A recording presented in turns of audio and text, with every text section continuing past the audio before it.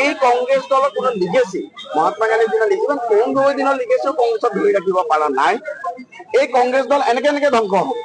কংগ্ৰেছত প্ৰায় আজিৰ দিনত 1000জন ভস্মাসুৰ আছে। কেইদিনমানৰ পিছত আপোনালোকে চাওক ৰাহুল গান্ধী হটা অভিযান আৰম্ভ হ'ব। ইতিমধ্যে এবাৰটো হৈছিল। 23জন খুব চিনিয়ৰ কংগ্ৰেছ লিডাৰে, য'ত মনীষ তিৱাৰীৰ নাম আছিল, য'ত শশী থাৰুৰৰ নাম আছিল, য'ত আনন্দ শৰ্মাৰ নাম আছিল, খুব চিনিয়ৰ যিসকল থিংক টেংক বুলি কয়, তেওঁলোকে ৰাহুল গান্ধী হটা অভিযান কৰিছে। আজিৰ দিনত লাহে লাহে গৌৰৱ গগৈ হটা অভিযান চলিব আৰু কেইদিনমানৰ পিছত ৰাহুল গান্ধী প্ৰিয়ংকা গান্ধী হটা অভিযান চলিব। আৰু যদি হটা অভিযান নচলে কংগ্ৰেছে আৰু 500-100 বছৰলৈকে পাৱাৰ আগত চিন্তাই কৰিব।